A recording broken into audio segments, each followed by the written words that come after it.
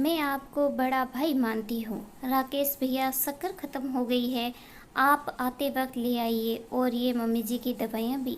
नेहा ने अपने जेठ को बाहर जाते हुए रोककर कहा। सुमिता जी ने सुन लिया। ये क्या बहू, राकेश तुझसे बड़ा है और तू उसे ही आदेश दे रही है। ये काम तू भी तो कर सकती थी। जेठ को काम बता रही है, उसे पहले ही दुकान के लिए देरी हो रही है। थोड़ा पल्लू नीचे कर और अब अपना काम कर, ज़्यादा बातें मत किया कर। नेहा चुपचाप रसोई में आ गई। सब लोगों के लिए खाना तैयार करना था। कहने को तो घर में सब है, फिर भी उसका मन नहीं लगता है। उसके पति आशीष जब से बाहर काम ढूंढने गए हैं, तब से वो अकेलेपन महसूस करती है। घर में कहने को सास ससुर जेठ जेठानी उनके बच्चे हैं, पर वो सबके बीच रहकर भी अकेली है। अभी शादी को 6 महीने ही हुए थे। आशीष और उसकी शादी बड़ी धूमधाम से हुई थी। वो दिन याद करके चेहरे पर उसके मुस्कान आ जाती है, पर दूसरे ही पल आशीष से दूर रहकर उसका चेहरा मुरझा जाता है। शादी के समय आशीष कुछ नहीं करते थे, ये बात ससुराल वालों ने छिपाई थी और कहा था कि वो अपने बड़े भाई के साथ ही बिजनेस संभालता है। आशीष ने भी कुछ बताया नहीं। शादी के बाद कुछ दिन तो ठीक निकले, पर धीरे धीरे सब ने अपने रंग दिखाने शुरू कर दिए। नेहा पर सब घर के काम का बोझ सा डाल दिया, और आशीष भी सबके कहे अनुसार घर के और बाहर के काम करता था। उसकी स्थिति घर में नौकर जैसी ही थी। ये देखकर नेहा को बहुत दुख होता था। मायके में सौतेली माँ ने घर देखा भाला नहीं और शादी कर दी।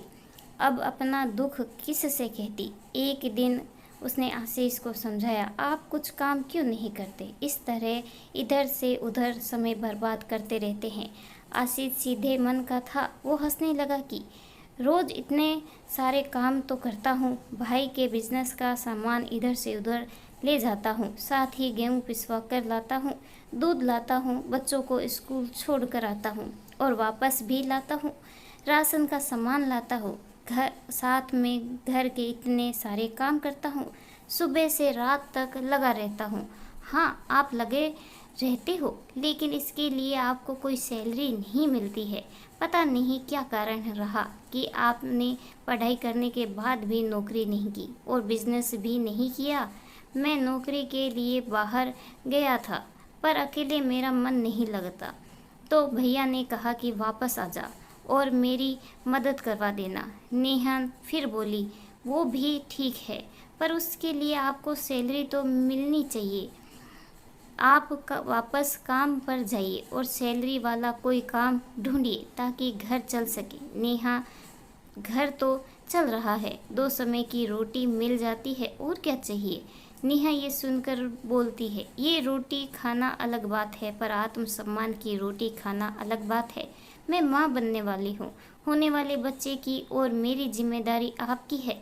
मतलब हम दोनों का खर्चा आपको उठाना है, ये आपका फर्ज है। मैं रोज अपनी सास और जेठानी के ताने नहीं सुन सकती हूँ कि मेरा पति बेरोजगार है, कुछ कमाता नहीं है। मेरे हलक में रोटी भी बड़ी मुश्किल से उतरती है। नेहा की बात सुनकर आशीष को एकदम से झटका सा लगा। उसे महसूस हुआ कि नेहा सही कह रही है। उसे यहाँ इस शहर में नौकरी नहीं मिल रही है तो क्या हुआ, वो दूसरे शहर में चला जाएगा। यह कहकर वो नौकरी की तलाश में चला गया। उसके एक दोस्त ने उसे अपने पास बुला लिया ताकि वो वहाँ रहकर नौकरी ढूंढ सके। परिवार वालों ने बहुत समझाया कि मत जा, तुम दोनों को खाना तो मिल रहा है, और क्या चाहिए। पर नेहा ने समझाया कि खाने के अलावा और भी ज़रूरतें होती है, फिर बच्चा भी हो रहा है, उसकी जिम्मेदारी भी तो बनती है। बड़े भैया तो अच्छे हैं, पर भाभी नहीं चाहती कि आप उनके साथ काम करें। भाभी का व्यवहार थोड़ा अलग है। आशीष ने शहर जाने की तैयारी कर ली। तब नेहा से कहा, यहाँ तुम्हारा ध्यान कौन रखेगा। राकेश भैया है, वो बहुत अच्छे हैं, बिल्कुल बड़े भाई की तरह मेरा ख्याल रखते हैं। आप चिंता मत करिए, आप नौकरी ढूंढने जाइए, आपको ज़रूर सफलता मिलेगी। आशीष को मम्मी पापा ने समझाया, पर वो नहीं रुका। उसे अपनी जिम्मेदारी पूरी करनी थी। जब से आशीष गया था तब से उसके मम्मी पापा नेहा से भी नाराज रहने लगे। उन्हें लगता था कि बहू ने आते ही बेटे को हमसे दूर कर दिया। बेटा भाग भाग कर सारे घर का काम कर देता था, पर अब वो सारे काम कौन करेगा। उनका बेटा नौकरी करेगा और फिर बहू को लेकर अलग हो जाएगा, तो बुढ़ापे में भी कौन सेवा करेगा। हालांकि वो अपने बड़े बेटे और बहू के साथ रहते थे। वही नेहा की सोच थी कि जिस पति के भरोसे वो ससुराल में आई है, अगर वो ही उसकी जिम्मेदारी नहीं उठाएगा तो वो और उसका बच्चा किसके भरोसे पलेंगे। नेहा की सास ने उस पर इल्ज़ाम लगाया कि बहू तो हमारे साथ रहना ही नहीं चाहती है, इसीलिए बेटे को दूर कर दिया। नेहा सब चुपचाप सहन कर रही थी, क्योंकि उसे अपने बड़े भाई समान जेठ जी का सहारा था। नेहा गर्भवती थी तो ज़्यादा काम नहीं कर पाती थी, थक जाती थी, तो राकेश उसे आराम करने को कहता, तो ये सुनकर उसकी पत्नी अनु जल भून जाती थी। आप मेरे पति हो तो आपको नेहा का ख्याल रखने की कोई ज़रूरत नहीं है। उसका ख्याल रखने वाला उसका पति तो दूसरे शहर चला गया। वो हमारे भरोसे थोड़ी इस घर में आई है। एक दिन उसका बड़ा जी मचल रहा था, उसकी कुछ चटपटा खाने की इच्छा हो रही थी, तो उसने राकेश को फ़ोन किया, भैया आते वक्त शर्मा जी की दुकान वाले गोलगप्पे ले आइए, आज बड़ा मन कर रहा है। राकेश ने घर आते ही पैकेट नेहा को दे दी। सब लगभग सो चुके थे। नेहा अपने कमरे में बैठकर गोलगप्पे खाने लगी तो अनु की नज़र उस पर पड़ गई और उसने घर में कोहराम मचा दिया। ये तो मेरे पति को मुझसे छीनने लगी, इसके तो लक्षण सही नहीं हैं। इसने तो मेरे पति को अपना गुलाम बना लिया है। मैं अब इस घर में नहीं रह सकती हूँ। तुझे राकेश ही मिला था। अरे वो तेरा जेठ है, अपनी चटोरी जीभ को काबू में नहीं रख सकती है क्या? गोलगप्पे नहीं खाती तो तेरा बच्चा मर तो नहीं जाता। तेरा पति तेरी सेवा करने के लिए नहीं है। और अनु अनाप शनाप कहने लगी। नेहा की आंखों से आंसू बहने लगे। भाभी, मैंने भैया से कुछ मंगवा लिया तो क्या हो गया? मैं भैया को दिल से अपना बड़ा भाई मानती हूँ। मेरा तो कोई बड़ा भाई नहीं है। मम्मी बचपन में ही चली गई थी, दूसरी माँ ने भी प्यार नहीं दिया और बस मेरी शादी निपटा दी। मैंने राकेश भैया को हमेशा अपना बड़ा भाई माना है और उससे नाते से कुछ सामान मंगवा लिया तो क्या हो गया? मैं पापा जी को कुछ कह नहीं सकती हूँ। मम्मी जी भी मुझे समझती नहीं है। आखिर उनके बेटे का अंश ही तो मेरे पेट में पल रहा है। अनु ने सुना और गुस्से में पैर पटकते हुए अपने कमरे में आ गई। उधर आशीष की नौकरी लगी नहीं, उसे काम की तलाश थी। वो जगह जगह इंटरव्यू दे रहा था। नेहा की डिलीवरी के दिन नज़दीक आ रहे थे। अब वो और भी परेशान रहने लगी थी। डॉक्टर के चेकअप करवाने वो अपनी सास के साथ जाती थी, लेकिन सास को अपने मायके जाना पड़ गया। उसके भतीजे का गृह प्रवेश था।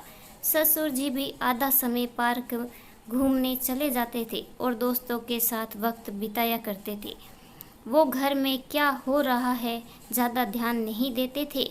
एक दिन सुबह अनु बच्चों को छोड़ने स्कूल गई और वहाँ अपनी सहेलियों के साथ पार्क में घूमने लग गई। नेहा को पेट में बहुत तेज दर्द हो रहा था। घर में कोई नहीं दिखा तो उसने राकेश से कहा। उसने फटाफट मोटरसाइकिल निकाली और नेहा को बिठाकर अस्पताल ले गया। वहाँ पूरा चेकअप करवाया। डॉक्टर ने कहा कि अभी डिलीवरी में समय है, ऐसा दर्द गर्भ अवस्था में हो जाता है। कुछ दवाइयाँ दिलाकर राकेश ने नेहा को वापस ले आया। घर के बाहर मोटरसाइकिल रोकी ही थी कि उसकी मम्मी भी मायके से आ चुकी थी और दूसरी ओर से अनु भी आ रही थी। अपने पति के साथ नेहा को देखकर वो फिर से आग बबूला हो गई। सास भी नेहा पर गुस्सा करने लगी। बहू, ऐसी बेशर्मी तो पहली बार देखी है। तू तो जेठ के साथ बैठकर मोटरसाइकिल पर घूमने को निकल गई। तभी अनु भी बोलती है, तुझे मेरा ही सुहाग मिला था क्या? अब तेरा पति तो तेरे साथ नहीं रहता, तुझे छोड़कर चला गया है, तो तू मेरे पति पर ही डोरे डाल रही है। तुझे शर्म नहीं आई? ये सब सुनकर आज राकेश से रहा नहीं गया। आप दोनों चुप करिए। आखिर ये सब झूठा इल्ज़ाम क्यों लगा रहे हो? मैं नेहा को अपनी छोटी बहन मानता हूँ और एक बहन अगर तकलीफ में है तो भाई का फर्ज बनता है कि मैं उसे अस्पताल दिखाकर लाऊं। और मेरे अलावा घर में है कौन जिससे ये मदद मांगती? मैं बड़े भाई होने के नाते इसे डॉक्टर के दिखा लाया हूँ तो क्या गुनाह हो गया? आप दोनों अपनी घटिया सोच बदलिए। यहाँ पर मेरा छोटा भाई नहीं है और उसकी पत्नी को सबके साथ और सहयोग की ज़रूरत है, तो क्या हम उसके अकेला छोड़ दें? ये भी तो सुबह से लेकर रात तक हम लोगों के लिए लगी रहती है, क्योंकि ये हमें अपना मानती है। तो क्या हम सबका फ़र्ज़ नहीं है हम भी आशीष की उपस्थिति में इसका ख्याल रखें? नेहा की आंखें भर आती है। मम्मी जी, आप भी ये क्या सोच रही है? आप दोनों भी तो किसी की पत्नियां हैं। क्या पत्नी अपने पति के होते हुए किसी दूसरे के बारे में सोचती है? तो आप मेरे और भैया के रिश्ते को कलंकित क्यों कर दिया? अनु भाभी, मैं आपसे पूछती हूँ कि देवर जब भाभी को छोटा भाई बन सकता है तो जेठ जी मेरे बड़े भाई क्यों नहीं बन सकते? आप भी तो आशीष से इतना काम करवाती थी, उनका फर्ज भी बनता है। वो आपसे छोटे हैं, आपके छोटे भाई के समान हैं। तो मैंने राकेश भैया में अपने बड़े भाई की छवि देखी तो क्या बुरा किया है? हमारे रिश्ते को बदनाम क्यों किया जा रहा है? राकेश भैया मुझे अपनी छोटी बहन मानते हैं और मैं उन्हें बड़े भाई के रूप में ही उनका सम्मान करती हूँ। क्या एक छोटी बहन बड़े भाई से मदद नहीं ले सकती है? जेठ का पद बड़ा होता है। अगर वो अपने छोटे भाई की पत्नी का ख्याल रख भी लेते हैं तो इसमें इतनी बातें बनाने वाली क्या बात है? तभी नेहा की सास चिल्लाई, नेहा तू चुप कर। जेठ कभी भी बड़ा भाई नहीं हो सकता। जेठ तो जेठ रहता है। हमारे घर में जेठ से पल्ला किया जाता है। जेठ हो ससुर कमरे में हो तो बहू उसे कमरे में नहीं बैठती है। और तू मोटरसाइकिल पर बैठकर कैसे चली गई? ये मायके के रिश्ते मायके में ही रहने दे। ससुराल में सबसे शर्म करनी होती है, सबका मान रखना होता है। ये बड़े भाई कहकर जेठ के रिश्ते को नकारा नहीं जा सकता है। आशीष को आने दे, मैं तेरी शिकायत करूंगी, तभी तुझे अकल आएगी। तू तो हम सबसे छोटी होकर बराबर जबान लड़ा रही है। मैं तुझे इसके लिए कभी माफ़ नहीं करूंगी। तभी अनु बोलती है, नेहा तू मुझे माफ़ कर दे। मैंने अपने ही पति और छोटी बहन को गलत समझा। जेठ भी बड़ा भाई हो सकता है। मुझे अपने पुराने दिन याद आ गए हैं जिन्हें मैं भूल गई थी। जब मैं पहली बार गर्भवती थी तो आशीष भैया मेरा बहुत ध्यान रखते थे। तुम्हारे भैया तो अपने नए बिजनेस को लेकर व्यस्त रहते थे। मेरे लिए कभी गोलगप्पे तो कभी आलू की टिक्की लाते थे, कभी आइसक्रीम तो कभी जूस भी लाते थे। वो मेरे छोटे भाई के समान ही मेरी हर इच्छा को पूरी करते थे। राकेश तो तुम्हें आज अस्पताल लेकर गए हैं, पर आशीष भैया तो मुझे हर महीने चेकअप के लिए ले जाते थे। मैं वो सब कैसे भूल गई? मेरे लिए दवाइयाँ लाते थे, डॉक्टर के कहे अनुसार टेस्ट करवाने को लेकर जाते थे। राकेश यहीं पर थे, तब भी वो मेरा इतना ध्यान रखते थे। और हम सब तुम्हारे साथ क्या कर रहे हैं? जब आशीष भैया यहाँ नहीं हैं तो हम भी तुम्हारा हर तरह से ध्यान रखना चाहिए, लेकिन हम सब तो तुम्हें मानसिक और शारीरिक तकलीफ दे रहे हैं। अनु की आंखों से लगातार पानी बह रहा था। अनु की बातें सुनकर सास ससुर भी पुराने दिन याद आ गए। सब शर्मिंदा हो रहे थे। तभी सबकी नज़र दरवाजे पर पड़ती है। वो वहाँ आशीष खड़ा था। उसे देखकर सबको आश्चर्य मिश्रित खुशी होती है।